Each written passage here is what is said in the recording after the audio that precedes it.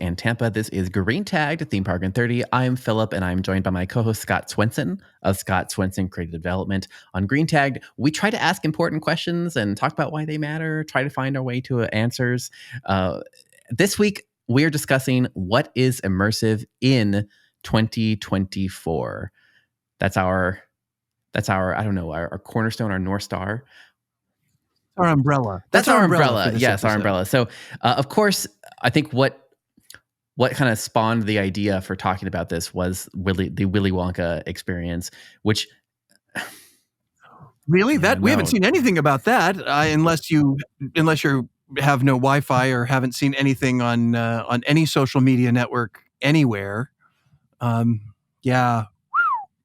So anyway, I'm sorry I interrupted. Please go ahead, Philip. Tell us more about this amazing Willie Wonka event in the UK. I'm not sure that we actually need to discuss too much about it because I think everyone should know. I don't know. I mean, there's a meme about it. There's something. Just Google it. But we're going to link to a great article from Time that said how a Willie Wonka event in the UK ended in calls to police and demands for refunds, and it gives kind of a good timeline of the event.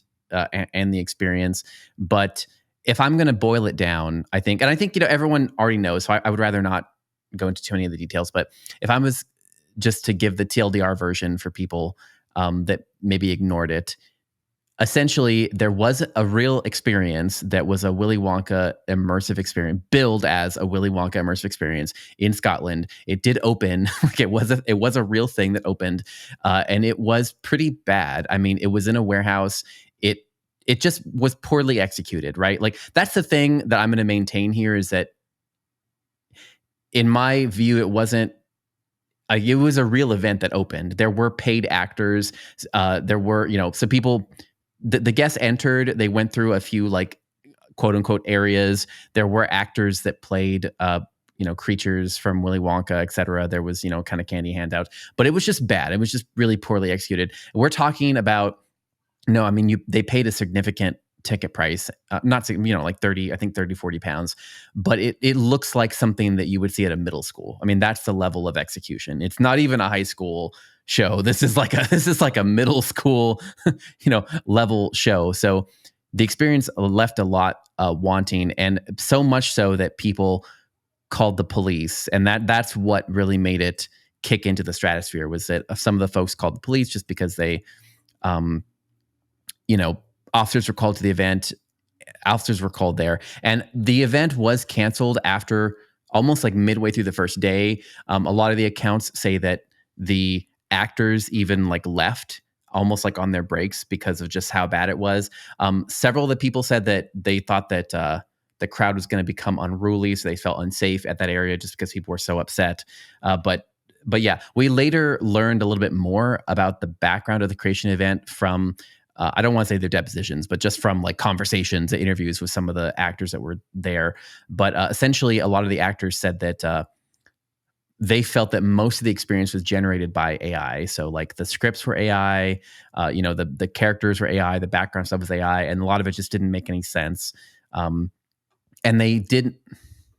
The marketing visuals. So the website was AI. Yeah. This is the thing for me, is that like everything, it seemed like everything was generated by AI. The marketing visuals, the schematics, the website, apparently the scripts were. The group that put it on is called, the Illuminati is the name of the group that produced it.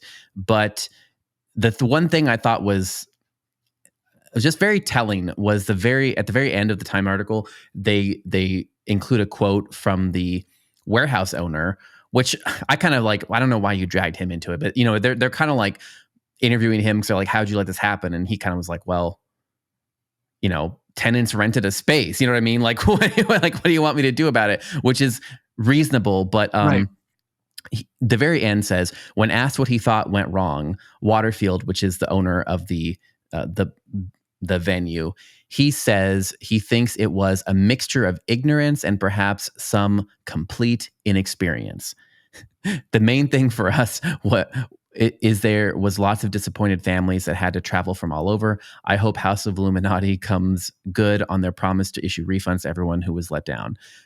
So they have not issued any any interviews to anybody, but they did say they were going to refund everyone and kind of step back. So I think my hot take on this is that I think he's pretty close to the mark there. It does seem like something that we talked about in our trends report, which we said AI, ungoverned AI is going to just proliferate everywhere. I think this is part of it, where suddenly you have AI tools and you have somebody that thought they could create an immersive experience, right? Quote unquote immersive experience, and with the help of AI. And so they didn't need to hire a graphic designer or an illustrator or a script writer or any of these people. And they they used AI to kind of fill in the gaps of their talent gaps, and they put this experience together. And to me, I'm like, devil's advocate here, it was a real thing that people showed up to, right? It's not like they were showing up to an empty warehouse. It was a real thing. They hired actors, they did issue refunds and do a public apology immediately. They closed it down on the first day, and issued all that. So that's why, to me, it seems like it was just somebody who is exactly like this. Perhaps some complete ignorance and complete inexperience. And I think the reason it's so important for us to consider is that this is going to keep happening even more so. You're going to get the ignorance of people thinking that they know that, they look around, everything is labeled immersive now. And then they combine that again with this AI and they're like, oh, well, I can make my own experience, and just do it. And I know Scott has a whole thing. The last thing I'm going to add on here is that, it's just interesting to me that, being in LA, I think we see black box shows pop up all the time that are, I don't want to say this level, but I've been to a few, I want to say like rough dress rehearsal type experiences, where you still pay a ticket, but you kind of all know that it's the first night, so you kind of give them a little bit of grace. But essentially, they are stuff that they're shows that a single person wrote, and their props are just stuff they brought from their house, and they're in a black box theater.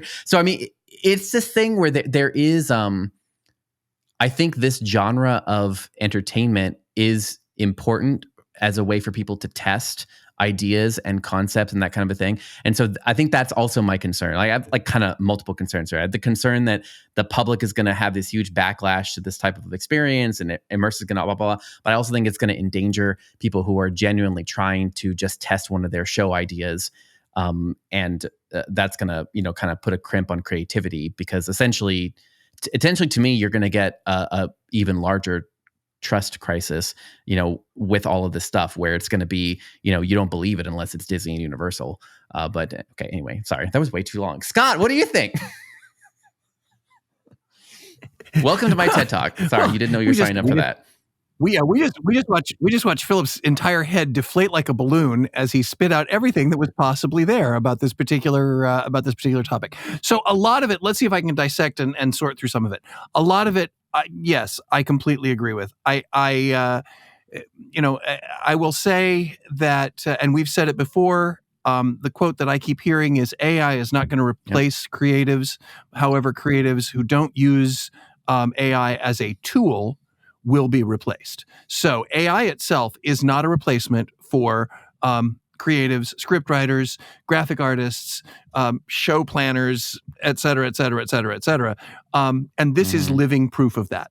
So if this was indeed completely generated by AI, and we still, it seems to be lending that way, that the scripts were, it is clear that the marketing graphics were.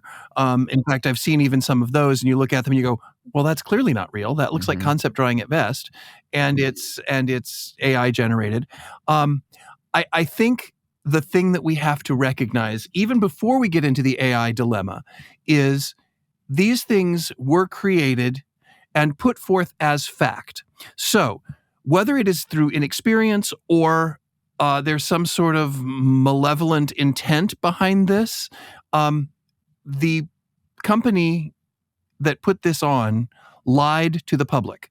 They put out imagery that was a lie. Whether it was created through AI or not, it was a lie. So it was false advertising, and it was blatantly lying about what the experience was. If you see some of the videos, and they're everywhere now, of some of the walkthroughs with the kids, it looks, one of my favorites is, it said it looks sort of like a meth lab. It had that vibe to it. So there is either through complete ineptness of the company, and I'm not even going to use inexperience, I'm going to use ineptness, because they just don't understand what it is to sell an experience, or some sort of malevolent behavior. They lied to the public. They offered such a subpar experience that, to your point, Philip, it may sour those ideas of pop-ups, and yet I think it may also have inadvertently done the opposite as well. It's put up a warning flag to those companies that may try to go on the cheap, that may try to put something up. This has clearly blown up in their face. And I would say that this company probably will not come back from it, because, this is in Scotland and we're talking about it here in the US. This is a pop-up in a warehouse that used, bad inflatable props, off-the-shelf giant mushrooms. The candy dispersal was a jelly bean per child. The chocolate river was a floating inflatable ball pit that had a bridge over it with no balls in it. So, it was one horrible thing after another. We've talked about the power of IP. I think part of the reason that this has gotten so much traction as being such a catastrophic failure is because this is an IP that there are multiple generations that hold this IP very near and dear to their heart. Being older, the original IP of both the books and the original film, the Gene Wilder film, it holds a very special place in my heart. I've always, since I was a child, I always thought that a theme park needed to do a chocolate room that you could walk through that would be immersive, and then do a boat ride. It was screaming for a theme park attraction. It always has been in my brain ever since I was very, very young. So when all of a sudden a parent or a grandparent sees this, and their kids have seen the more recent incarnations of both Willy Wonka and Charlie and the Chocolate Factory, there's a very special place in the heart that's going to draw you in. And then to have it be absolutely a travesty and a complete disrespect for the intellectual property hits people on an emotional level and makes them angry, and is probably the reason the police had to be called, because you basically pulled the rug out from under a very beloved IP.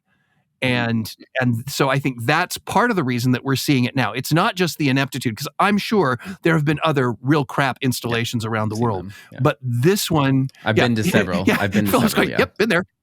Seen them. Yeah.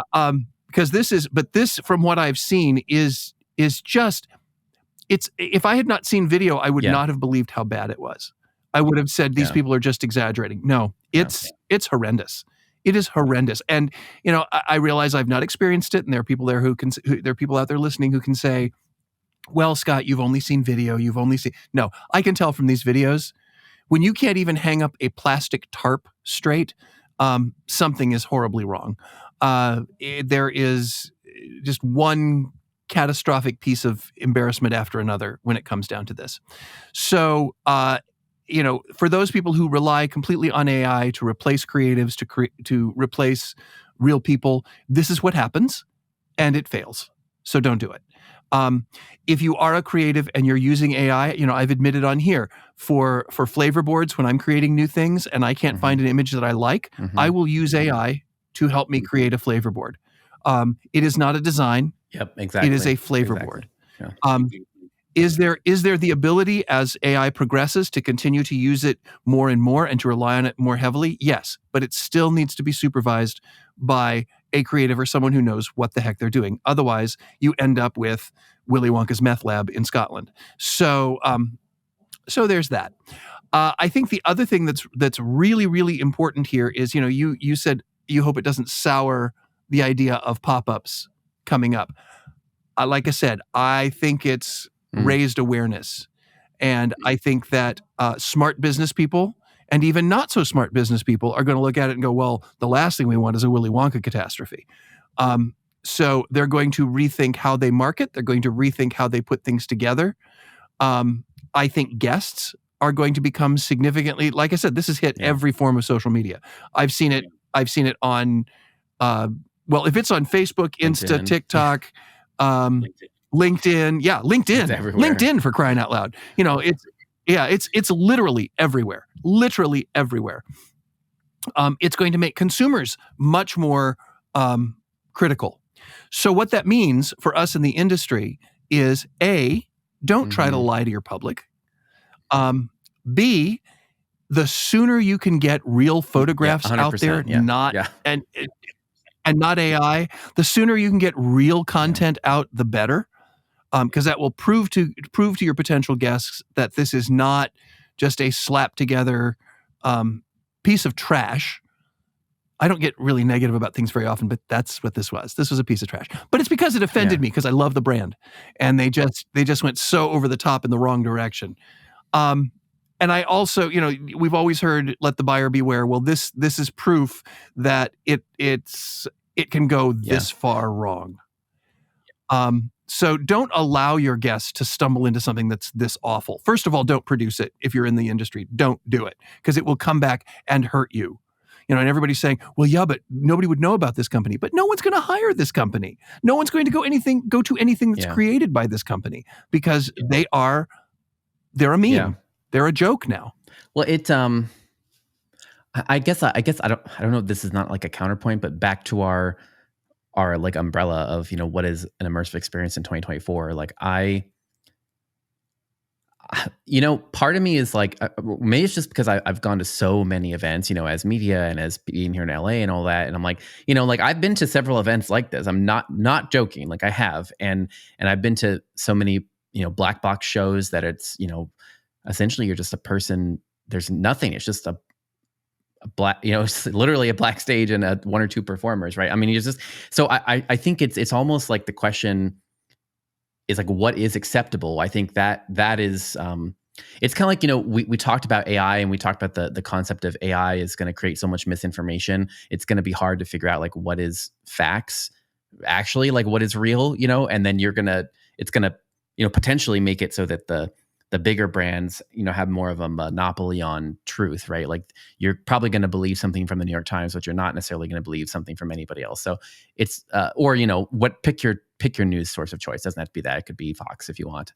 But I almost feel like we're getting this space where, like, to what you said, like it's almost like the need to have those pictures and to have the documentation is essential now. And I think, but there's, because you're not going to necessarily know. If someone just says it's immersive, it seems like that's almost like a carte blanche to just do what they want. And you're going to need, because there's no standards, and there shouldn't be. There should not be standards for art. Like there shouldn't be quality standards for art because art by its nature can't be standardized. But right, but again, immersive is just another buzzword right now. Immersive is the current buzzword.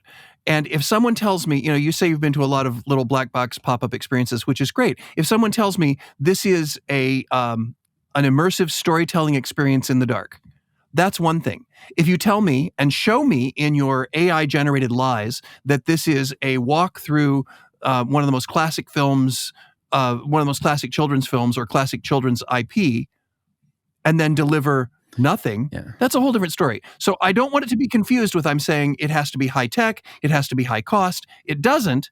You just have to make certain that the guest experience is emotionally impactful and takes you through the entire experience. This was emotionally impactful, but in exactly the wrong way.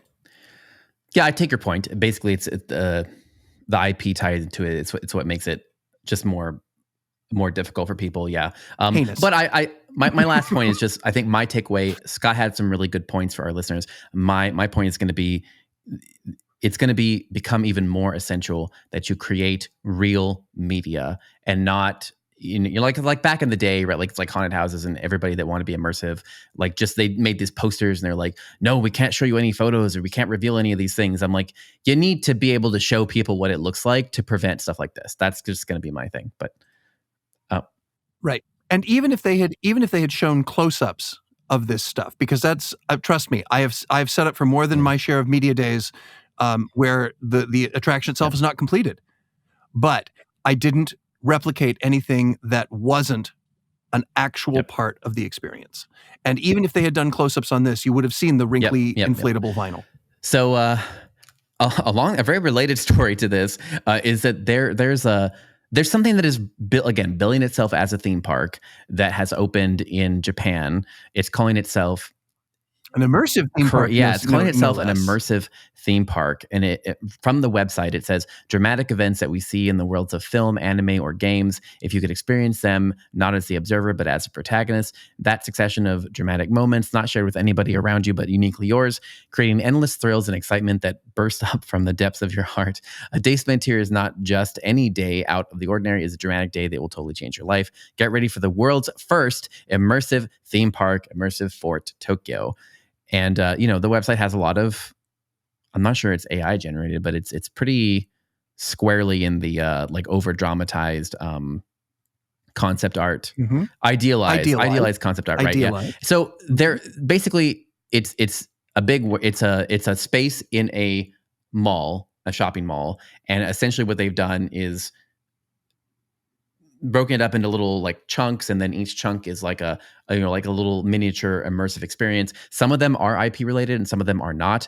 Some of the IP, all the IPs are Japanese, but there are some from anime that I actually really like that look not great. And then there's Jack the Ripper and that kind of stuff. So there's little miniature immersive scenarios is what I would call it. You live through a scenario like being kidnapped. I don't know why you want to do that, but a bank run or whatever.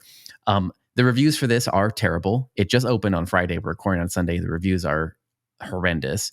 And it seems like very similar thing in that the execution is just not there. When they say immersive, they really mean they just took projections and projected scenes on walls. And then you have actors in there, but the actors, it's kind of the same thing where it doesn't sound like the stuff has been rehearsed or properly scripted. And that using the word immersive, their translation is we're just going to put projections up on walls, which is, may or may not work depending on how look at the immersive Van Gogh experiences, right? Sometimes it could work, sometimes it doesn't. So, well, yeah, I mean, I just recently did House of Hype in Riyadh, which is immersive and is very heavily reliant on lighting effects and projections. And their actors are actually, trained to create this sort of quirky, weird, gamey kind of world. But in reading this, I don't feel as though this is necessarily an immersive theme park. I think it is a conglomerate of many different immersive types of things.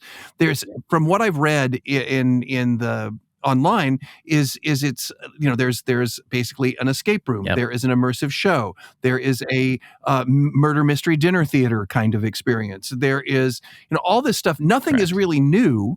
It's just taking these ideas and slamming them together and calling it a theme park. But again, you get to that thing that you said earlier about the what is a lie, or where is the line between marketing speak and lying, and I don't think this is a theme park. I would not call this a theme park. I could say it's a immersive conglomerate, or I don't know what another word, but it's not a theme park. I'm sorry, this is not. Well, and you can't. It's just you can't call Meow Wolf installations theme parks either. Those are and I would venture to say that the biggest challenge, and again, as an actor trainer, I always get upset when I hear that the actors just are walking around not knowing what to do. One of the takeaways that I think is essential for this story and perhaps the previous story as well, although I didn't even get that far because it was just crap. But perhaps for this story, is make certain that if you are going in to train immersive actors, that you train them in an immersive way. You don't train them in a scripted proscenium style. You don't even script them in a haunted attraction style, because haunted attraction, your engagement with a performer in a haunted attraction, even if you are going in a batched group, is 2 to 3 minutes at the most.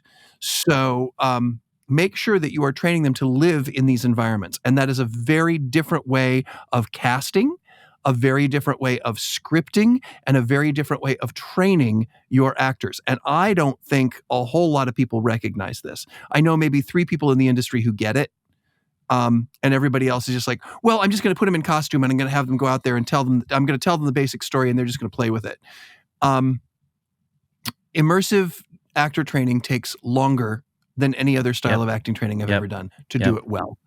Because you have to have that right balance between script and improvisation. You have to have that right balance. I always say that the missing cast member is the guest in a truly immersive experience. So because they're going to have the control to create the illusion that they've somehow shifted the story or somehow contributed to the story. And it's tricky. So, the idea of this, I think this is, again, as we've talked about so many times on this show, I think the concept sounds great.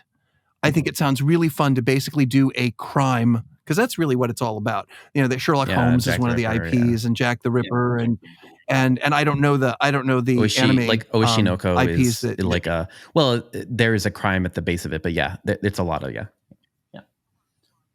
It's a lot of spy and crime stuff, and they're using fake guns, and they're kidnapping people. So it's all this sort of underbelly, almost film noir style crime thing is what I get from the press release. But reading the reviews, it's unfortunate they haven't quite found a way to execute it yet. Now, I will give this tiny little caveat, and that is that they may not have been ready to open when they opened their doors. And I know that that's often a challenge, is you're told, here's when this is going to open, and you open whether you're ready or not. That said, another takeaway is it is better, in my opinion, to delay your opening and have a killer product than to put your opening out there earlier and then have to overcome bad reviews from the get-go. So that's been a lot of negative, we don't want the whole show to be negative. I think we're going to end on a positive, or someone who I think is doing this right, which is exactly what Scott just said about kind of like, giving a little bit longer lead time, delaying, which is the Tokyo DisneySea. So I'll read here. This is coming from Theme Park Insider. We'll link to that in the show notes so you can actually see the whole article. But it says Disney's biggest new attraction debut of the year is coming up this June in Tokyo. Walt Disney Imagineering and its partners at the Oriental Land Company are now sharing their latest looks inside the new Fantasy Springs expansion at Tokyo DisneySea. And it includes sections themed to Disney's Frozen, Tangled, and Peter Pan. And it looks absolutely incredible. And what I especially like it looks incredible, but what I like about it is the mix between concept art that you can tell is actual concept art. It's like concept art. Yes, yeah, it's like a real concept art mixed with, a little bit of construction photos. It's like, so it's kind of like, I feel like, to me, this is almost exactly how you should be doing it. It's like,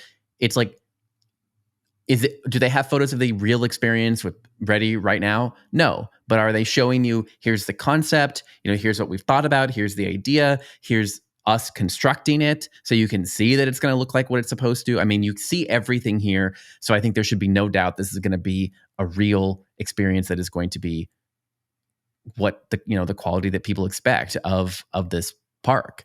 And also I'm impressed. Just there's so much about this. I mean, you really should go read the article about, the food looks great, how they've curated it. It also is impressive, everything at Tokyo Disney is impressive because they generally have much higher budgets than any other park because they're not really a, Disney park. But yeah, right. Yeah. I mean, they're like, well, they have plenty of money. Yeah.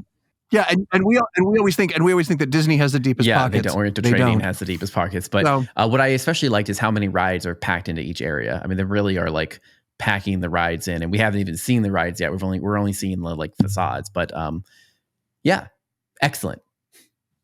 Well, and the thing I like about it, and I think part of the reason that it's so important to include this in a show all about immersive experiences, is they are creating, in essence, 3 very specific immersive experiences that the rides are part of them. This is something that Disney has been doing, has been continuing to build upon, really throughout their entire career. To be completely honest, is to create an environment where you suspend your disbelief and you live in the world of Peter Pan, or you live in the world of Frozen. And yes, the rides are a part of that, but you truly feel as though you're on another planet when you are in Galaxy's Edge. You truly feel as though you are in the realm of these IPs when you enter these areas. So that is truly the immersive experience that I think we're all looking for. And yes, I know you're thinking, well, Scott, you've just slammed two very low budget things and one and you've praised one very high budget. But it's not just about the budget. It's about the concept. It's about delivering upon expectations, and more importantly, exceeding the expectations. I've quoted one of my mentors for years, a woman by the name of Elaine College, who worked for Busch Gardens in Tampa. She was the vice president of entertainment for many, many years. And she used to say the difference between a good show and a great show is attention to detail. Notice she did not say is budget. So by focusing on that detail, by focusing on how do we convey this detail, how do we make it so that you are truly living in the area, then you are truly making something immersive. And I think that, to Philip's point, what DisneySea seems to be doing here is they're sharing the information so that we believe that it's real now, because we've seen concept art of where the creatives' minds are and where the actual construction is. So we're not going to get Wonkified from our Scotland disaster. So there is really good immersive out there, and what you consider immersive, whether it is a 360-degree film that people stand in and tip as they go around the corner, or whether it is something that guests actually get to engage with actors and can control the scenario or create the illusion they're controlling the scenario, or whether it's living in your favorite film. These are all different levels, different definitions of immersive, but I think the most important thing is whatever definition you decide upon, you make sure you communicate that accurately to your guests so no one is disappointed and we can continue to grow this wonderful realm of immersive entertainment. So speaking of the growing of realms, we want to continue to grow our listenership as well. So if you know anyone who would be interested in the types of things that we talk about on the show, please let them know. Please have them join our listenership, and we will be back here every week. But now we have to leave because our time is over. So until next week, this is Green Tag Theme Park in 30, and we will see you next week.